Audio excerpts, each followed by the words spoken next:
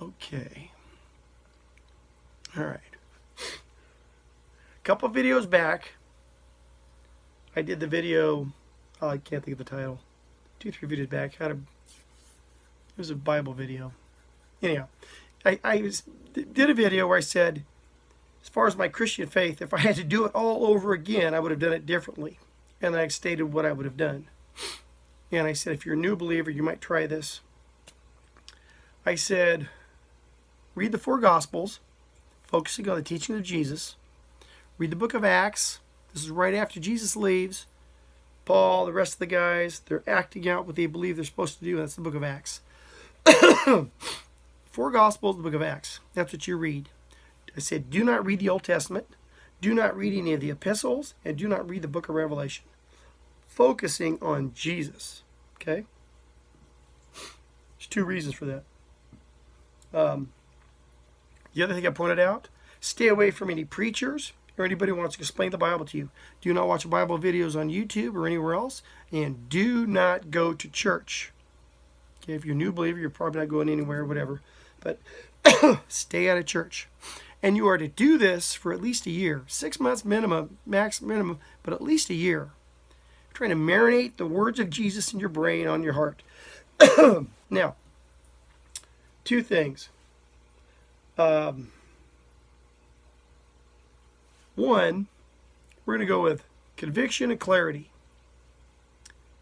If you spend a year walking with Jesus through the Gospels, and then walking with Paul through the book of Acts, and that's it. The words of Jesus have this, that's where the power is at, okay? But they convict you in your daily walk. You'll find you'll get into something, you did something, you said something, you reacted to something, and as you're walking away, you feel it. Ooh, I wasn't supposed to do that. I shouldn't be doing that. Okay, oh man, I screwed up there. That don't match up with what Jesus wants me to do. It's conviction, okay? As you get better at it, you'll get that warning before you make the mistake. It's a beautiful thing. Painful. Conviction ain't fun, but it's wow, okay? This is that assistance talked about in John 14, 15, 16. Conviction is very powerful. And such a blessing when you understand what's going on. But as you start going through your daily walk dealing with people, you'll get convicted of things, but some things you'll see that there's an opportunity. I can do this wrong, or I can see why I need to do this correctly. Here's what Jesus wants me to do. Here's what the Holy Spirit's wanting me leaning towards. I can see, I can feel it. Okay, very powerful. And if that doesn't turn you around and say, hey, this is the real deal, I don't know what can help you. Conviction is a big deal. Now, clarity. Now, as I go into clarity, excuse me, so getting over this thing. One of you asked, I think it was Team Foco, Seller, do you think, because I was talking about not going to church, do you think just some people need church and some don't? Maybe it's effective for some. I think that's what he meant. Like, is it effective for some and not others? And that's really wasn't my point of the video. But there's a reason why. That wasn't the reason why I'm saying, well, some should go to church, some shouldn't. I don't think anybody needs to go to church. The concept of church, although isn't necessarily biblical, you don't see the book of Acts, I understand the concept is a good idea.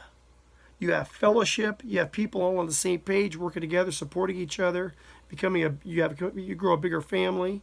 Very powerful, especially when you get the Spirit working through everybody and all that. That's a great thing, okay? But it's rare.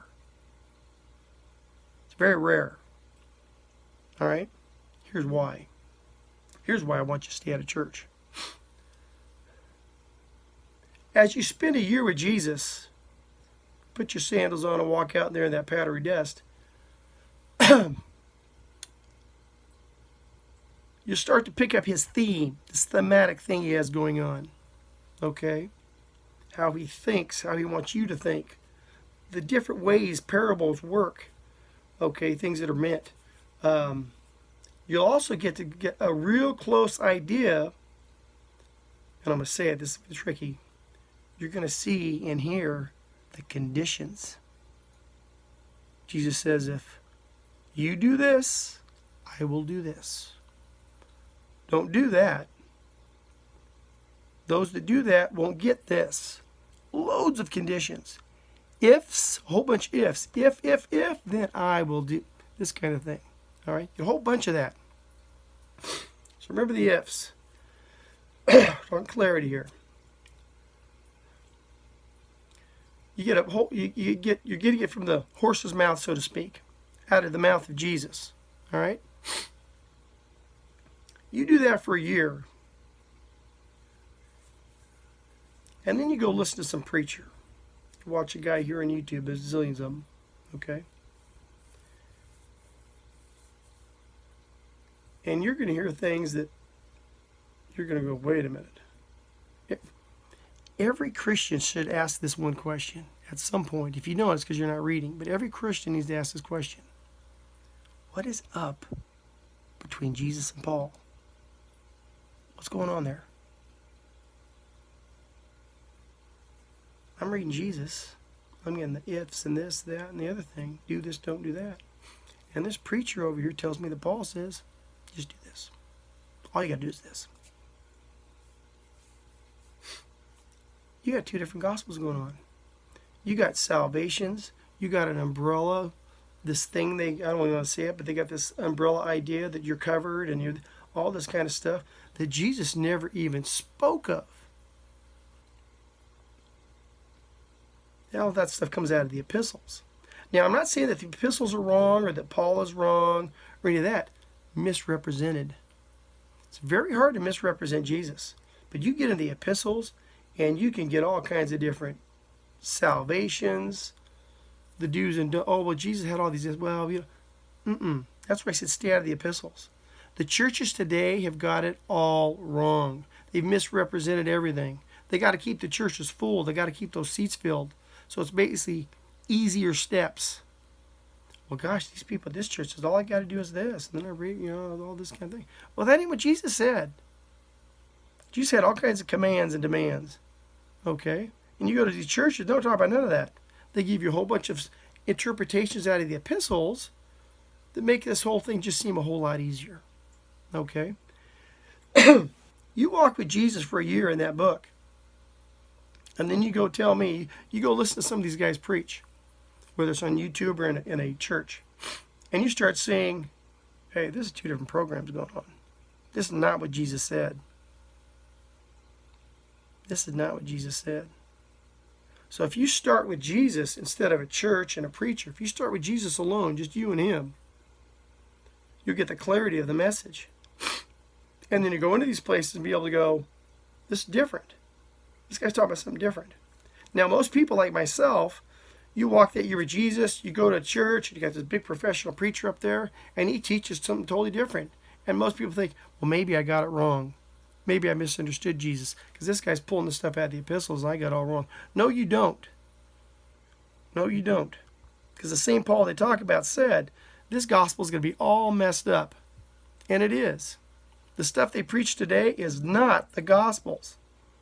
But because people go to a church instead, or they have someone interpret the Bible for them, somebody's messed. You can do all kinds of stuff with the Bible. You throw verses up here and I can get you believing snakes and not get bit, all crazy stuff. Churches are too far gone. Now, other people are already in that. That's fine. That's your business. But when you sit there and you focus on the teachings of Jesus, and you go listen to a preacher and you don't see a difference, well, maybe this guy's different. But in most cases, you're sitting there and go, this guy's talking about something that Jesus isn't. You spend that year walking with Jesus through that book and reading the book of Acts. And you'll be miles ahead of these guys that are paid to tell this stuff, these preachers. Okay? And you'll have a foundation in the word of Jesus, in his teachings. And when someone brings you something, you'll at least know that Jesus didn't want to talk about that. Whatever your program is, this is not what Jesus wanted me to do. You'll be able to see that. I won't have to tell you, well, that's a bad salvation, or that's not the proper baptism. Or, you'll get it. You won't need someone like me or some other man to tell you, oh, no. Because what do you have going for you? You've been walking with Jesus for a year. What's the two things you'd get besides you get clarity and conviction? Okay? You're told what to do, what not to do. The The Bible tells you so. Jesus says, words of his, he tells you so. I will come to you, Spirit of truth. Okay? I want you to avoid church so you don't get caught up. Let's say it's a map. The church has got a bad map. Leads who knows off to wherever. Okay? Stick with trying to figure out the map yourself between you and Jesus in that walk. Get it straight from him. Skip the epistles, skip the Old Testament. Do not go to church. Do not watch preachers on YouTube. Or someone wants to help you out. Get it yourself. You and him, that's it. Okay? Pray for conviction. Pray for guidance. And just watch what happens. And you do that for a year. These other people start talking. Your ears will hurt. You'll know it. Oh, this ain't right. Okay?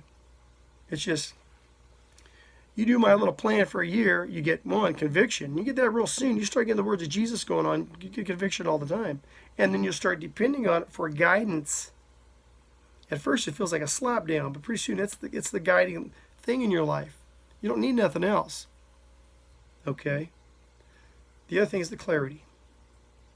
Don't get lost in the morass of silliness that the churches that most Christians are following today, most that believers follow today, is a goofy gospel. And it ain't going to save you for nothing. It's just confusing. But it feels good. The music's good. Okay? And I don't feel different. I'm just like anybody else in the world. And hey, I'm good. There ain't no transformation for those people. It's not changing them. You listen to Jesus, he'll change you. Okay? You need to get that in churches. In most of them anyway. There might be something out there, but why waste your time? Why take the risk? Depend on the words of Jesus. Read the book of Acts. Stay out of everything else. And pay attention. Anyhow, I think that's it. Love you. God bless.